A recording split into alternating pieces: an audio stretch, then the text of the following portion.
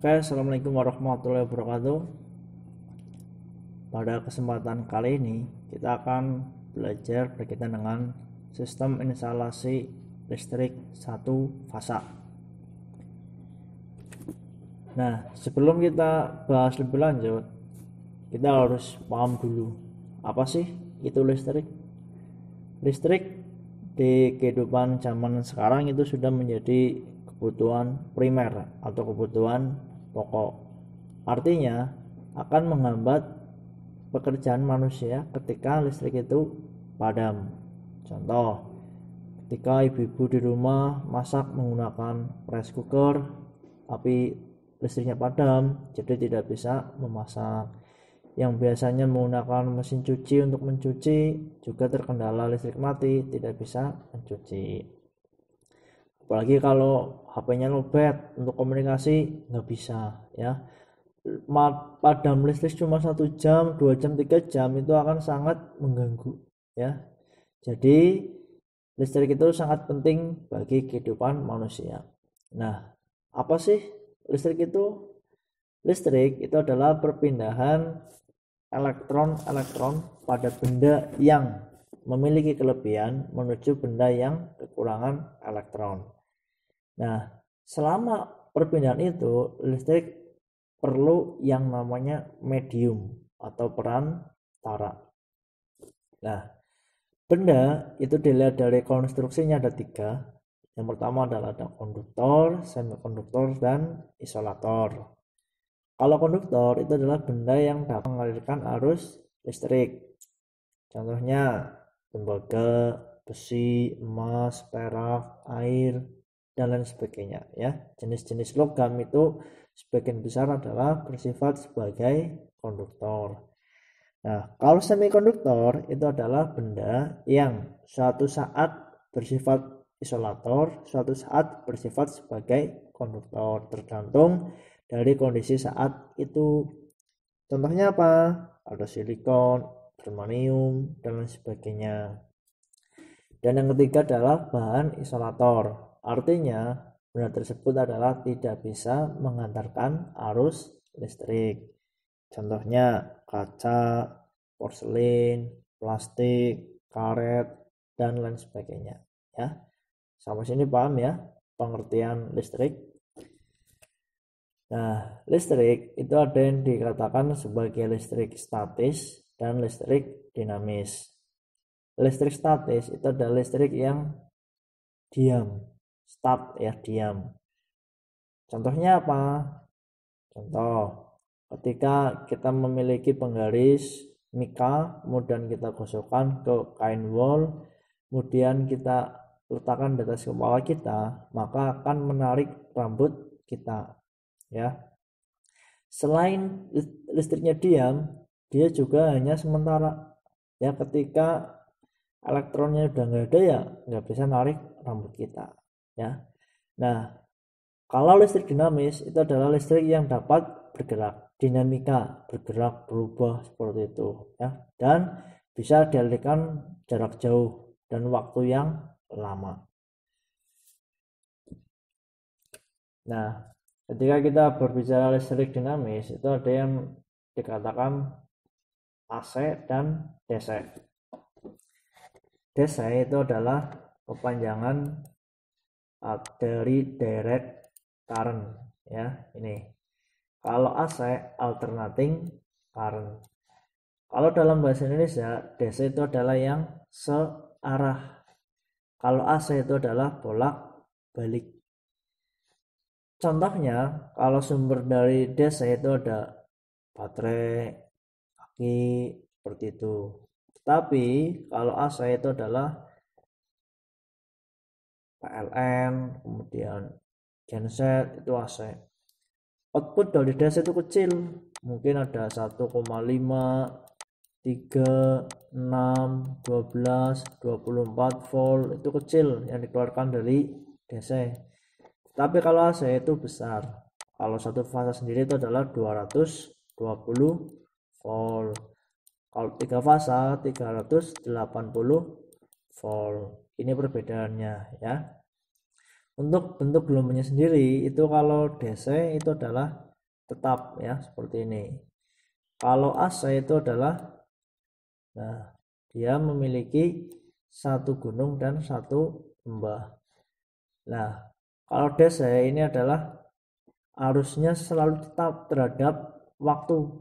Tetapi kalau AC, kalau ini misalnya 0, kadang dia bersifat atau muatannya di atas netral, kadang di bawah netral. Itu kalau AC ya. Selanjutnya, nah, pengertian listrik satu fasa yaitu adalah jaringan listrik yang hanya menggunakan dua kawat pengantar, yang satu sebagai kawat fasa ya, atau kadang kita singkat dengan L, panjangannya adalah line. Kemudian yang kedua adalah sebagai kawat netral ya. Nah, di sini perlu kalian ketahui ya, suatu beban katakanlah lampu ya hanya dapat menyala jika dihubungkan ke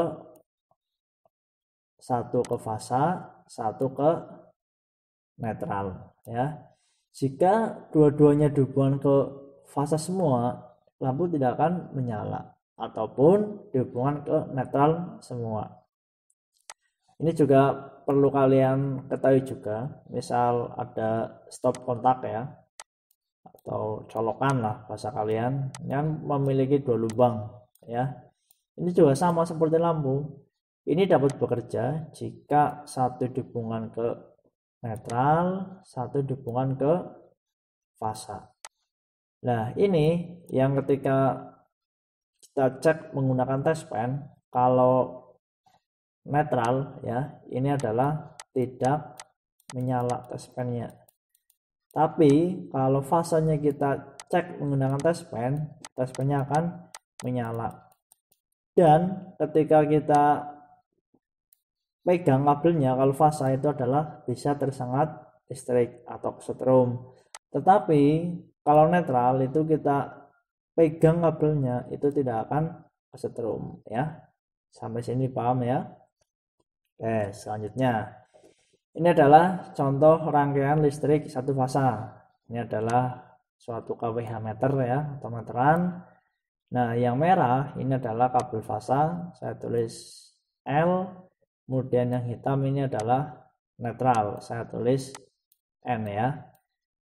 Nah, dari kW meter ini ada dua output, yaitu fasa dan netral. Fasanya langsung masuk ke MCB ya. Nah, output dari MCB ini adalah ke saklar ya, baik saklar tunggal maupun saklar ganda atau saklar seri. Nah, output dari saklar ini menuju lampu. Nah, tadi udah saya singgung ya, beban atau lampu dapat menyala jika mendapatkan fasa dan netral. Nah, fasanya didapatkan dari output saklar. Kemudian kita ambil netral langsung dari kWh meter langsung ke lampu ya. Seperti itu. Yang bawah output dari MCB menuju ke stop kontak ya. Stop kontak pun itu nanti outputnya juga ke beban televisi, komputer, cas HP, dan lain sebagainya. Nah, stop kontak itu juga sama. Karena fungsinya untuk menyalurkan ke beban, dia juga harusnya bisa bekerja jika mendapatkan satu fasa dan satu netral ya. Sampai sini jelas ya. Selanjutnya ada suatu kasus ya. Di sini saya akan membuat rangkaian dengan gambar sebagai berikut.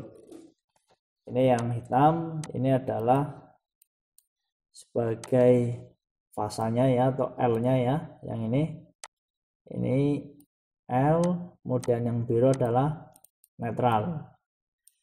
Jadi dari fasa langsung masuk ke saklar, kemudian di jumper inputannya, kemudian output dari saklar ini yang merah, ini menuju ke lampu 1 dan lampu 2. Kemudian yang netral ini yang warnanya biru langsung menuju ke lampu.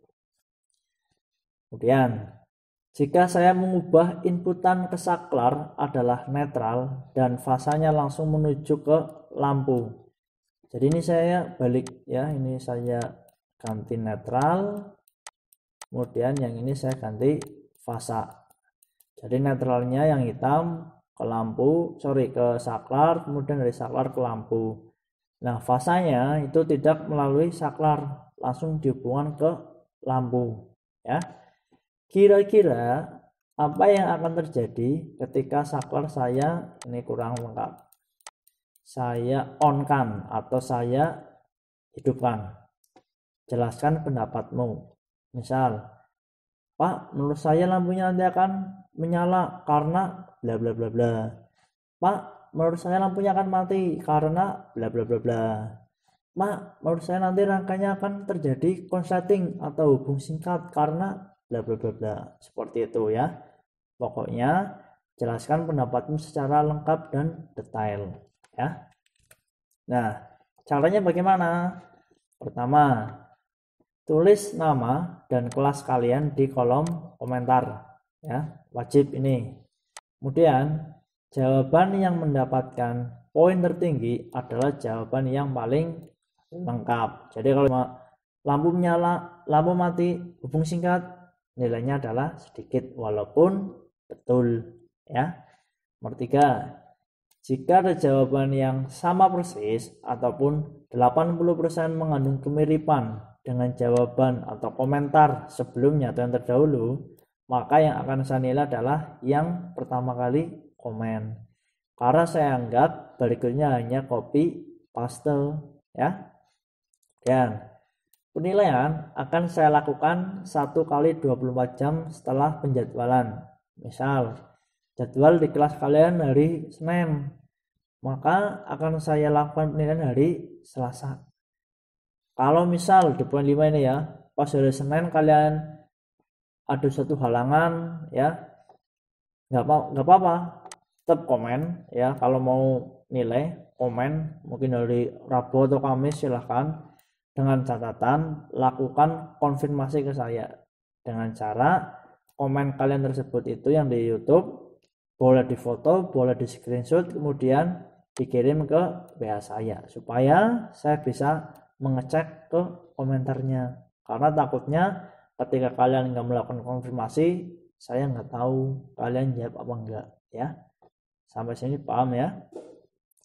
Kan mungkin untuk kesempatan kali ini hanya itu yang bisa saya sampaikan. Ada kurang lebihnya saya mohon maaf. Jangan lupa untuk diklik like, komen, dan subscribe. Assalamualaikum warahmatullahi wabarakatuh.